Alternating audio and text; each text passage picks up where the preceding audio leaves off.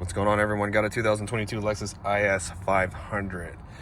We're checking the cabin filter today. This car, it has a few thousand miles, so I doubt it's going to need it, but we're going to check it anyway.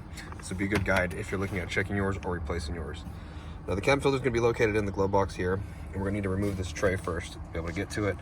And the tray just pops up, okay?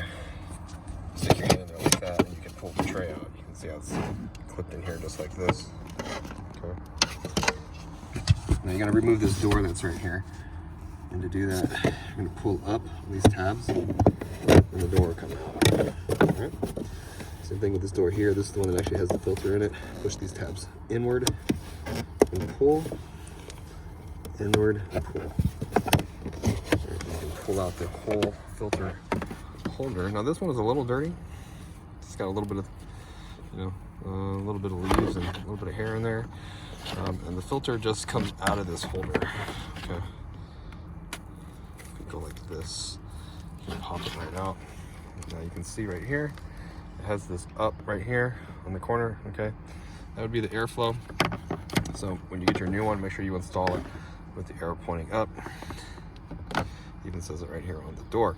And if you need one of these filters, there will be a part number description box and a link that takes you to Amazon. You want to buy a filter there, but when you get your new one, you just take it out of the element.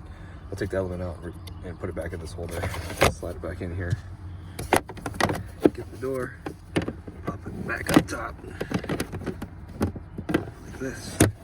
Slap it on there, and this guy just goes right side in first. Wiggle it in, and then push it down like that. You're all done. If the video was helpful, and it was, appreciate you dropping me a like, leave me a comment.